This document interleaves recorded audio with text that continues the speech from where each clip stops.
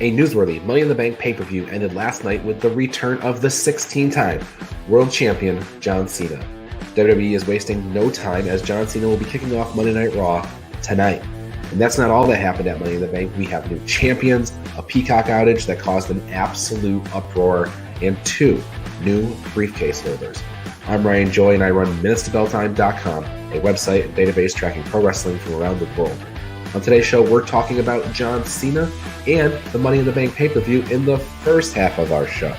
We also have headlines from the last couple of days, including Impact Slammiversary, Karl is in the house, and this is the Daily Wrestling News Show for July 19, 2021, where we sort through all the bullshit in wrestling news to find you the truth.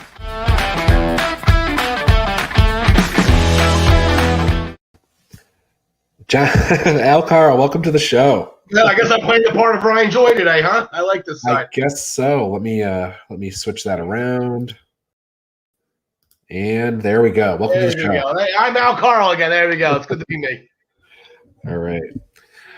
Well, Al, we had a great Money in the Bank show last night that concluded with John Cena returning after Roman Reigns defeated Edge with the help of Seth Rollins.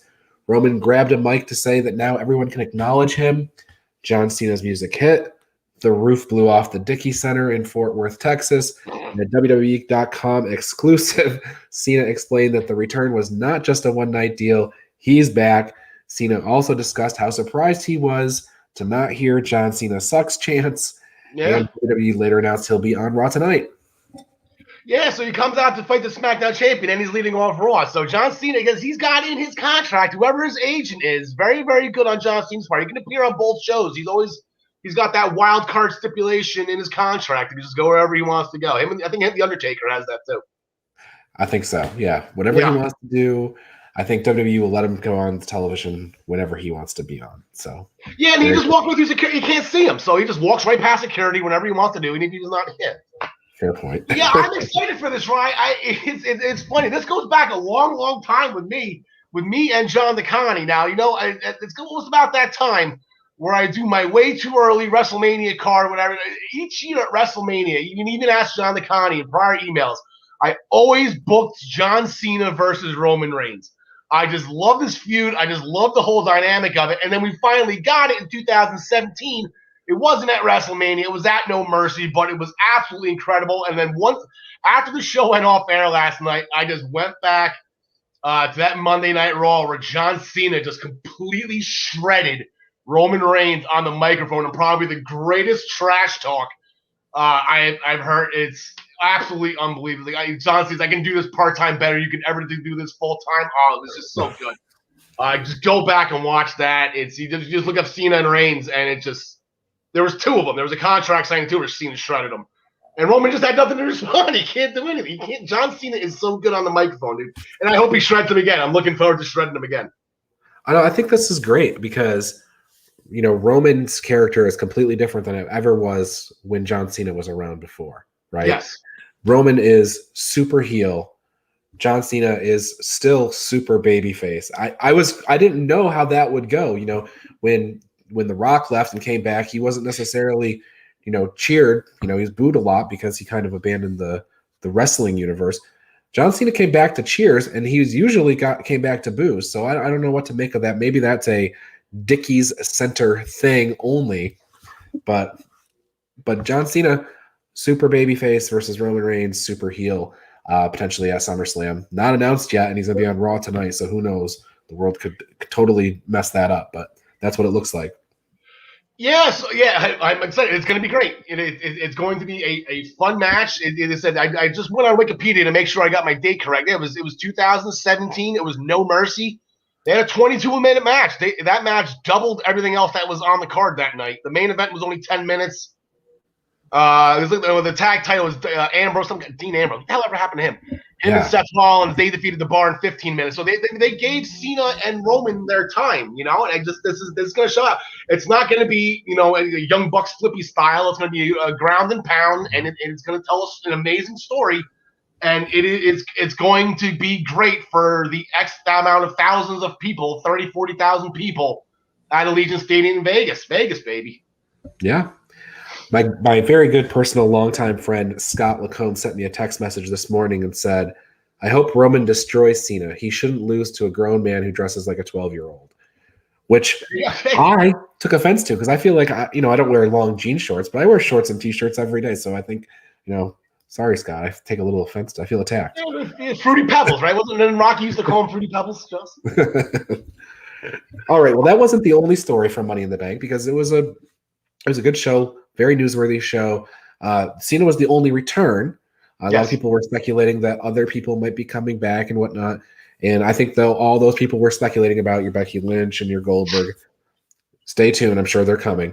But last night we had John Cena come back. We also had Charlotte Flair win the Raw Championship. Elle, do you have the tally? What's the number for her now? I believe we were discussing last night. I think they said 13 or 14, somewhere in there. I think they said last night. We were discussing it as well. John Smith came over. We were watching the show on my back. We had a nice little outdoor party last night in Jersey. It was nice and cool out. No bugs. It was a great atmosphere. The tiki torches going. It was a lot of fun. I believe it was I think she's up to 13 or 14. Yeah. So she's that chasing includes NXT. So yeah, right. And then the Usos in the pre-show, they won the tag team championship. So now they said all the gold is consolidated into, the Roman Reigns and family. But I think they forget that the Intercontinental Championship is out there. So they need to have somebody go take that from Paolo.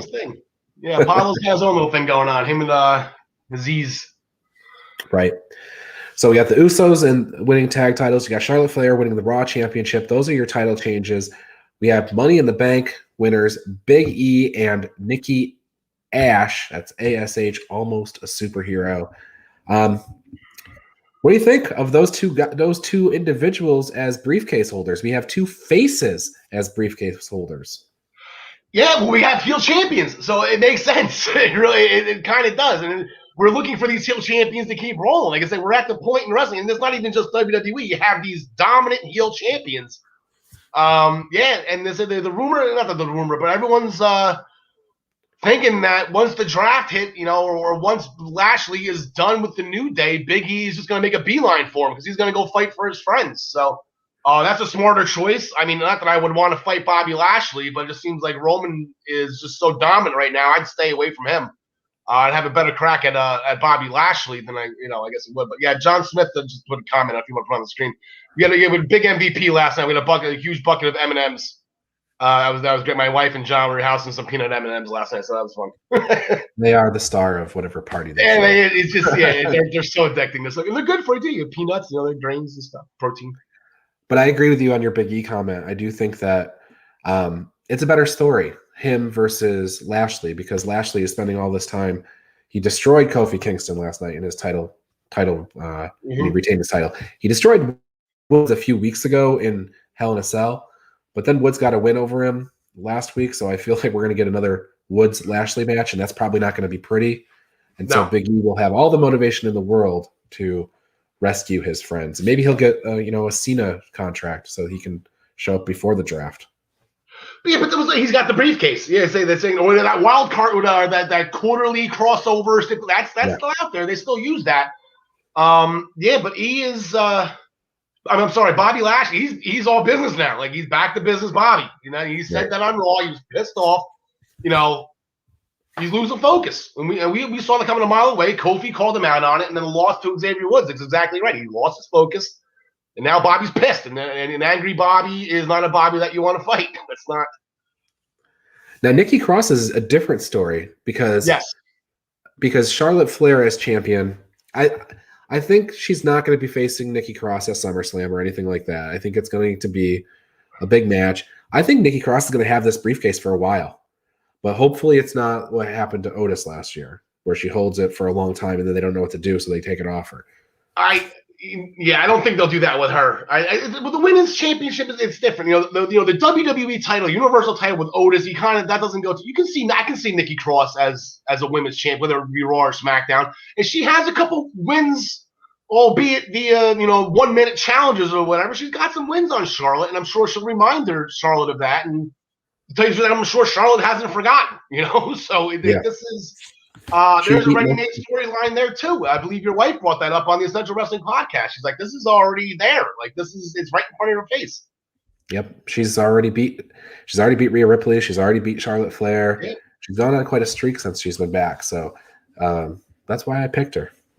So. Yeah, I went with Jersey Liv. She showed out. I'm proud of the performance last night. She looked the part. She wore the green. She was the only one that wore the green for Money in the Bank. I was when I saw her outfit, I'm like, okay, she's in because Carmella won it with the dollar sign, all those years ago. She was playing the part. So good effort. We'll get there eventually. That would Liv. We'll get there. So I think we can settle in on Roman versus Cena at the top of the card for SummerSlam, but just underneath that, it looks like we've got Seth Rollins versus Edge. Yes. I think that was rumored for a while now, but the storyline has got us there, and it's a pretty good storyline. I'm going to give them credit. Like, this is longer term storyline building than what they are typically known for, they being WWE. So this is good. I give them credit for that. Yeah, I said I don't want to toot my own horn here, but I've been waiting for this. I'm shocked Edge didn't go after Rollins first. After what Rollins did to him 7 years ago. He punked out Edge bad, holding him hostage so Cena would reinstate the title. That's how long ago this was. This was the Survivor Series where Team Cena defeated the Authority and Triple H and Stephanie lost all their power, and Cena was the only one that was able to bring them back. So Rollins held Edge's held him hostage, held him down with a chair against his head with a broken, and Edge just looked like a little bee. And I'm like, oh, well, Edge is cleared. Edge is going to beeline for him, right? I'm sure he hasn't forgotten that. And he hasn't. Like, and Rollins was the one that brought it up. He's like, I'm going to finish what I started 7 years ago. So, Christian's there too. Obviously, Christian's nowhere to be found right now. But yeah, I've been waiting for this. And it's going to be an incredible match. Absolutely amazing. Yep. So SummerSlam card filling out a little bit here. Now, the other news story that came up during Money in the Bank last night is the outage. Peacock went down for, it was probably about 10 minutes where they were going back and forth. They were basically, the screen would go out or the audio would go out, something like that, for about a 10-minute period. The world blew up. This was not a WWE issue. This was a Peacock issue. That much has been verified. So WWE network people in international markets saw the stream beautifully. Yeah. Us in the United States on Peacock, not so much. So, but luckily, you could just rewind it, right, Al? Yeah. Oh, you can't? No, that's right. Yeah, the cock doesn't like to go backwards. It's unfortunate, too, because if I was hearing or trying to make out what was going on, I believe Riddle requested a song that Rick Boogs play Randy Orton's theme music on his electric guitar, and I would have loved to have seen that performance. Yes, me too. So that whole banter with Boogs and Nakamura and Riddle is now wasted. I guess you can go back and watch it now. I don't know if the feed fixed itself on the replay, but yeah, you can't even rewind the cock. Once the cock gets going, you can't stop it. So no, the cock blows. Yeah, right. Peacock's striking out bad right now. This is not money well spent by Vince right now, or I guess money not received by Vince. This is not. Yeah. Cock's not working out too well. Yeah, it's not great. Now, another thing Peacock did was during the Charlotte Flair and Rhea Ripley match early, the crowd's chanting, "We want Becky, we want Becky," and the screen goes black. We still have the audio, but the screen went black. And that was Peacock censoring the fact that Charlotte was crotch chopping and flipping off the crowd. Yeah. So, I guess I don't blame her. Like, they're out there to do a match and they're on the card, and all the crowd was chances, "We want Becky." I mean, I get it. Charlotte hates Becky character-wise. Charlotte.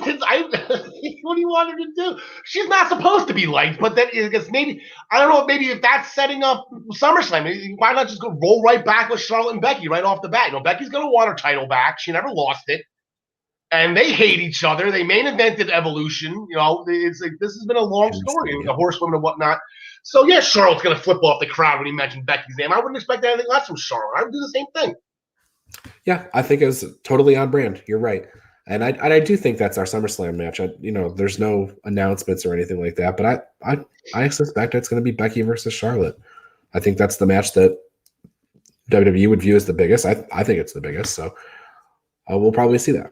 Yeah, and then you replay Sasha and Bianca. You do that again. Sasha's probably going to be back soon. You can't keep her off the, a stadium. Let them roll back WrestleMania, have that moment again that won the ESPY.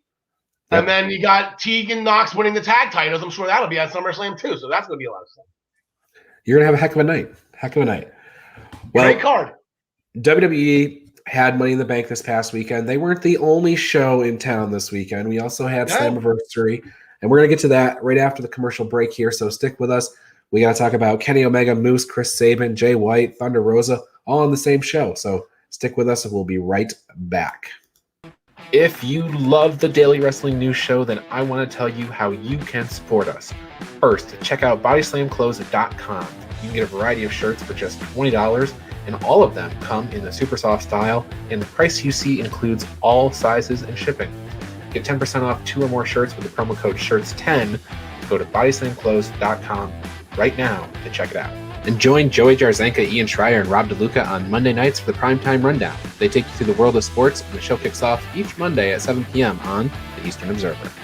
And each Tuesday, Al Karl hosts the Essential Wrestling Podcast alongside John Smith, myself, John DeConnie, and Gary Mahaffey. It's another week of updates and highlights in the world of wrestling. Here are our analysis on who we think is going to win the week's matches. Coverage begins at 6 p.m. on the Eastern Observer. And Pro Wrestling Pick'em. It's a place where you can join or host a Pick'em League to test your predictive skills in the world of pro wrestling. Create an account and join a league now at ProWrestlingPick'em.com so you can play against your friends or play against the universe. And the Body Slam Brigade newsletter, currently going out to over 4,200 people each Friday. It consolidates all the top stories in professional wrestling into a quick-to-read email written by me for you for free. Sign up now at bodyslambrigade.com. And of course, this show, the Daily Wrestling News Show. We're here every day, Monday through Thursday, and occasionally on Friday. You can listen to us on Apple Podcasts and Spotify, or watch us live on Facebook and YouTube at 10 a.m. This is the Daily Wrestling News Show, and we thank you for your support.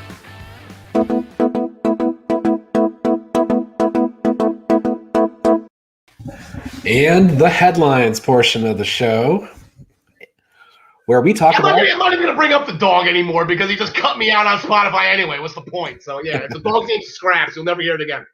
The dog named Scraps, he comes up on the screen when we play the headline beat, but people on that listen to audio don't ever get to see the little dog carrying the newspaper and bringing us the headlines to read during this section of the show. Yeah.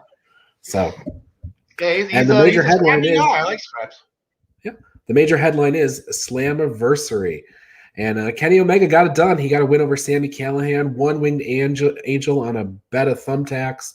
Man, I wasn't sure if it was going to happen, though, because this seems like they had did a whole documentary and a whole bunch of video packages building up Sami Callihan to be the savior of Impact. But he got it done. Yeah, I didn't give Sammy a chance. I'm sorry. Maybe I was like, oh, these are nice videos there. Well, Slammiversary. This is their version of SummerSlam. This is their number 2 show of the year behind Bound for Glory. So, like, hey, you got to do it. And Sammy showed out. It's not a shot at Sammy, but, like, not Kenny Omega. Well, I picked Kenny Omega. It's just that as we got closer and I started seeing all this effort they're putting into building up Callihan, I'm like, are they going to pull the trigger on Callihan here and have him beat Omega? Now, I still think Omega loses the AEW World Championship first. That's been what I said in the beginning.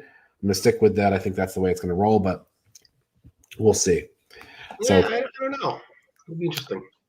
So there was a whole bunch of surprises, though, on Slammiversary. And we'll start with the Kenny Omega situation here because that was the main event. I want to bury the lead. At the end, Kenny Omega celebrating in the ring with the Good Brothers. And out comes the Switchblade, Jay White from New Japan, carrying the Never Openweight Championship over his shoulder. It's unclear. They're kind of like all Bullet Club. They've got the 2 Sweet up. It's unclear whether or not they were going to be aligned. Jay White wasn't smiling, so it didn't look like, it looked like maybe they were going to pick a fight about who is the true leader of the Bullet Club. Before that could happen, Impact went off the air. Yeah, and like I said, I don't know, maybe it was my feed. So it looked like somebody was running down the ramp. I don't know if Jay White had somebody to attack Kenny Omega. It was really weird, and apparently, I don't know if what I was watching on. I was watching the Fire Stick, the streaming service, through my guy. I got a guy to watch the stuff for free. So I saw somebody with, it looked like it was white shirt just sprinting down the aisle. You saw for a quick second, and then it went to the graphics. So I thought this was maybe like, oh my God, Impact's going to Impact. It was a production, whatever. But I guess it was all what everybody else saw too. But I guess maybe they cut it out early, and no one saw this alleged guy running down the ramp. So we need to sort through this, Ryan. Who was this? Did you find out who this was? I did. I did. Good. So we have. You're right. I saw it too. I think everybody saw the guy running to the ring, and I think that was intentional on Impact's part to do a cliffhanger. The reports from the arena is that it was in fact David Finlay and Juice Robinson coming to the ring. We only saw one of them running, but the other one is apparently a slower sprinter. Yeah. So they came out afterwards, and it makes sense because Finlay and Jay White have a match in August at Resurgence, New Japan's show. So Jay White actually got his finisher on Juice Robinson. Kenny Omega and the Good Brothers split, and we don't know what the situation is between Kenny Omega and Jay White. Maybe that'll be something they resolve. I haven't seen it line up for Impact this week to know whether or not they're going to be doing anything to kind of clear this up. But yeah, so it was David Finlay and Juice Robinson that came to the ring afterwards. But I think this is really interesting. It's interesting to have this thing with Omega and Jay White in an Impact setting. So does that mean that they're going to fight for the Impact title or the Never title, or what's going to happen here? But Jay White's a big name. It was a huge name. It's Travis's boy, right? I'm sure Travis has a huge happy hat up there in Rochester right now. Holy S was the text I got from Travis. Yeah, so yeah. He said it's good. It's more eyes and on Impact, and like I say, where's the line here? I know that you do your own thing with your own town and whatnot, but now you got an AEW guy and a New Japan guy fighting over your biggest belt, and it's like almost like, okay, like it's gonna. This is fun for now, but is this what we're doing for Bound for Glory? I mean, it's only August, a little less than 3 months away. Can you hold off Jay White and Kenny Omega till the end of October? So, or do they enter the homecoming there's one of them dressed like a woman, and they enter the homecoming tournament. That'd be fun. Yeah, that was a really bizarre announcement that they're doing homecoming. It's interesting. Homecoming is typically somebody's anniversary show. It's very common. Like GCW is having homecoming this weekend actually, and it's that's their anniversary show. CCW down in Florida, homecoming. It's like the anniversary show, or it's at least like a return to a venue, right? It's so. Okay, so we're doing homecoming, and they announced Impact, being that they're gonna crown homecoming king and queen. I don't know. I mean, I guess that's a way of having a King Corbin or a King Nakamura in Impact land. So Johnny Swinger has to win, though, right? I mean, that's but which Swinger relic does he use? There's not going to be one female on that roster that's going to want to tag with Johnny Swinger unless Alicia is forced to, because that's her job. But yeah, because you have couples here. You got Cardona and Chelsea now. Deanna's got her boyfriend. He's got Cutler, or whatever Cutler's name is now. I can't remember. Right. Macklin.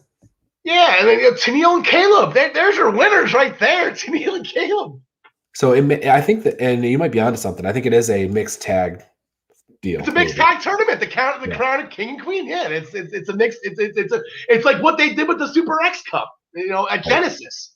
This is going to be a lot of fun. Like, I'm really looking forward to this. Okay. Well, stay tuned. Maybe we'll get some lineups and some cards. Maybe they'll do some more announcing on Impact this week. They probably will, because we don't have that far to go.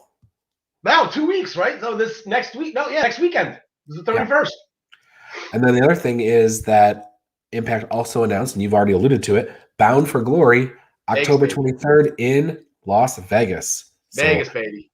Vegas is getting all the big pay-per-views this year. That's it. Impact's going to sell out Allegiant Stadium. It's going to be great. Yeah. I don't know about that. That's how rumors get started. They're going to sort through that one, right? Yeah. I'm going to say we don't know yet on that. We haven't got a venue yet, but I'm guessing it's not Allegiant Stadium. But, stranger things, I guess. Yeah. So, again, more news on this. We also had Chelsea Green. She made her debut or re-debut on the show to team with boyfriend Matt Cardona to get a win over Brian Myers. It's true, fiance. I guess let's get the title correctly. Brian Myers and Tennille Dashwood. So moves that along. That was such a perfect setup. That was such a when Myers was walking down the hallway. you hated Cardona more than anybody, right? You didn't know who he was talking to, but then he was talking to Tennille. We're like, oh my God, that's perfect. And I said it on the Central Wrestling Podcast. I said, you cannot do an Impact show without Tennille Dashwood. You can't do it. And we thought they were going to, because that whole tag team situation with Rachel Ellering, and they did that amazing move with the Magic Killer into the Boss Man Slam that you texted us about. Right. We thought Tennille done, but then here comes Tennille. You can't do it without Tennille. They were taking a selfie. She was giving a noogie to Cardona. It was a lot of fun. That was a great match. It was a great show. Everything was just perfect with Impact. We also had Finn Juice. They returned before they came back at the end of the show. They had a match with Madman Fulton and Shera. So just middle of the card type of thing. They get everybody on the show, I guess. But so they came out. They kind of that was a weird situation. Shera and Fulton were upset that they were banned from Ultimate X, and they decided to take it out at the referee in the ring. Like, I would have went right to Demore. It wasn't too smart on their part, but whatever. I guess they left Demore open. They're there for their muscle, right? They left Demore open, and then Demore made that announcement. So yeah. Now, perhaps the biggest surprise for me during the show, though, was Deonna Purrazzo's opponent, who had turned out to be Thunder Rosa. Yeah. And I thought, AEW put Thunder Rosa over on the show because they're working together. No, that's not what happened. Apparently, NWA put Thunder Rosa out on loan because Mickie James walked out afterwards and invited Deonna Purrazzo to participate in NWA Empower next month in August when they have their all-women's show. Deonna declined. It looks certainly to me like it's going to be Deonna versus Mickie James at that show. That's your headliner. There it is. You want the best at your show. You get Deonna Purrazzo.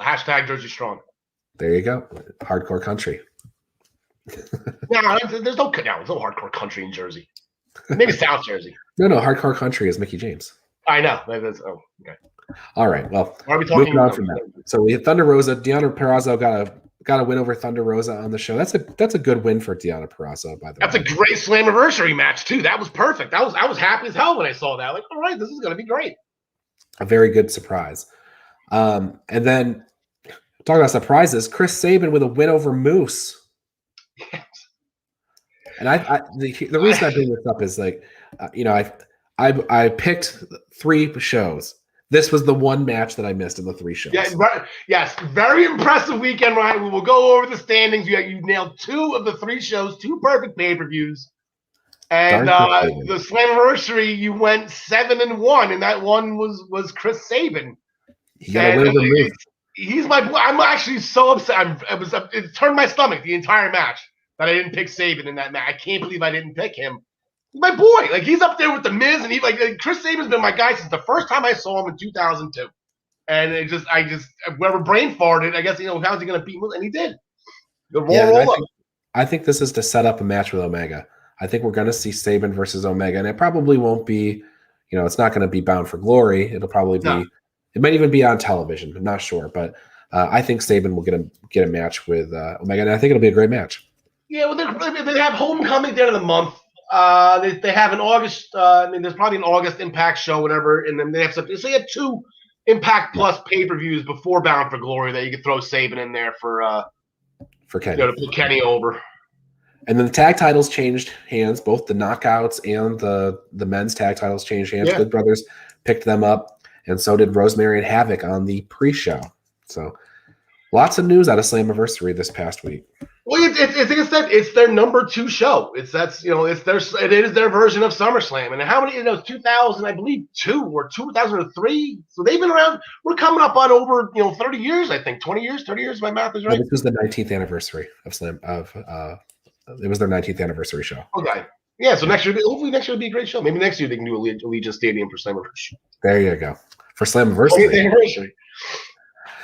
I don't think I mentioned No Way Jose. And I don't know. No Way Jose. I have to admit I'm a little underwhelmed with No Way Jose. But I think he's a great guy to, if you have a live crowd, to be in the dark match. That's where I think he's best served, to kind of get the crowd going with the conga line and stuff. Tell me I'm wrong. No, you're exactly right. But he fits in Impact perfectly. No way. Okay. It's just No Way right now, right? The Jose's gone. It's just No Way. I saw on the graphic. Yeah. So, but like you put him in Wrestle House or Wrestle, like he could be as much of an idiot as everybody else on that show. So no, I think it's a great. Now, would I rather have the Iconics or maybe he's not the big name. He's not going to be winning the world championship, but he'll be fun. He'll run around with follow by. The way Jose put him in Swingers Palace is going to be hysterical. Like, it'll be a lot of fun. Oh, Swingers going to lose his mind having a conga line going around Swingers Palace. He's going to lose his mind. All right, well, there's a couple of other news items outside of Slammiversary. Back in the WWE world, Walter, the reigning NXT UK champion, longest reigning champion in the modern era for WWE. And he's out. He's injured. He is dealing with a hand injury. His next scheduled defense was against Ilya Dragunov this week, but he's out, and we don't have any determination on how long it's going to be or anything. So now, apparently, Dragunov jumped him after their press conference last Thursday. Yeah, and Dragunov is well aware of what Walter can do with his hands. This is a very strategic attack by Ilya Dragunov. So, very good. If Walter can't have his left hand, granted, the right one gets still, that's still going to hurt like hell, too. Just ask Jack Stars. But the left one, that's the woo, the knife edge. And if you take that out of Walter's arsenal, as Ciampa tried to do, remember Ciampa was he was attacking the hand that stand and deliver. So very strategic on Dragunov's part to get a little bit of a one-up. None of this sounds real, Ryan. I don't know if you've sorted through anything, but none of this sounds real. I don't think Walter's hurt. I think this is just a delay in the story. Oh, I assumed I sorted through this a little bit. He has a legit injury. I don't know if the whole backstory is obviously not true, because if they actually had a fight, they would have some cameras on it. But I don't know what the circumstances are or how it happened, or if I don't know, maybe he might have been doing something at home, I guess, and got injured. I don't know. Yeah, he's probably making toast. Making toast, yeah, that's probably what it was. That's how he slaps the butter on his toast, is with his left. Well, some other UK sort of information here. Folks that were in Houston to watch SmackDown, if they got there early and got to see the dark match, they would have seen Davey Boy Smith Jr., Harry Smith, makes his return to WWE. He worked a dark match there. He's back in WWE. You can go out on WWE.com and you can see the little promo that he cut after the show that night. So Harry Smith is back. Yeah, former tag team champion, right? Hit the Hart Dynasty. Yeah. So he's been gone for a while. Where do you think he fits in? Is he a mid-card guy now, or do you think he's going to go to the top? No, he's mid-card right now. See, you throw him on. It doesn't matter. You throw him on SmackDown. It's all mid-card on SmackDown, unless you're Roman Reigns. Yeah. So he'll work his way up. And they got the European tour coming up next month, right? They can't. NXT UK can't get the Dublin for a takeover, but WWE can go overseas and tour Europe real quick. So they're just putting that's a good spot for Harry to be in right now. He's going to be an attraction. Everyone's going to want to see him back in WWE. Then you have his father's documentary is going to be coming out at some point soon. I thought it was going to. When Gary did that interview with you and I'm sorry, what was that? With Georgia. Georgia, thank you. I was bricking on that. I couldn't think it was Georgia or Alabama. That they mentioned that was going to be around SummerSlam time for when this documentary aired, because of with Davey and his tie in with SummerSlam, not only being in the first ever SummerSlam match in history, teaming up with Dynamite against the Rougeaus, the Intercontinental win at Wembley. Yes. It's still a huge moment to this day and an absolutely incredible match. A lot of people rank that as one of the best SummerSlam matches, if not the best SummerSlam match in history. Yep. Yeah, so we'll see what happens. Maybe it'll all come down that way. Maybe we'll still get that Icon doc at that time or whatever. But I thought maybe Harry would go over to the UK. But I guess there's a lot of things going on there with COVID You still. You still can. No, I know. I just thought that's where they would debut him. But okay. I just think you use him in the European tour, maybe just in dark matches, and then he just stays. Yeah, maybe. Maybe so. If he does stay, that would be a good answer to beat Walter. I don't think anybody would have a problem with that. Exactly, because I don't know anybody on that roster that's beaten Walter. Certainly isn't going to be Jack Stars. No, it's not. No, maybe. No, that he's got to cheat a lot. All right, final story of the day. AEW not reporting a sellout of Arthur Ashe Stadium in New York, but they have sold over 15,000 tickets of a 17,000 setup. They're likely to sell those last 2,000 tickets, and they may even open up more tickets after that because they could do that. But that's for Dynamite Grand Slam in New York in September. So very interesting. They're able to sell out a huge amount of tickets. WWE is running Madison Square Garden a couple of weeks before that. They haven't got that same sort of penetration in that market, but the Madison Square Garden tickets are more expensive, and they do require COVID vaccinations to get in, where they don't at Arthur Ashe. So there are some differences there. I'm sure that there may be a reaction though. So I'm sure Vince will want to fill up Madison Square Garden to make sure that it's known that he has the New York market in hand. Yeah. And in the meantime, AEW fans are having fun, at Vince's expense. Oh, they couldn't even sell it, so they'll let the AEW fans have their fun. It's fine. Yeah, I think if it results in us having two good shows, then I don't care, right? Like, it's going to be great to watch on TV. I'm just as fine watching on TV. I'm good. There you go. I spent enough time on Long Island. I don't need to go to Arthur Ashe Stadium too. Okay. All right. Well, that is our show. Al, did we leave anything out? Yeah, a rumor going around, Eva Marie is actually scheduled to fight Charlotte Flair. She's probably going to win the Raw Women's Championship at SummerSlam. So I'm going to start that rumor. So it's something for you to sort through tomorrow with Travis. Yes, when Travis brings that up tomorrow, I'll let him know that I know the source of that rumor. Yeah. All right. For Al, I'm Ryan. We will see you next time.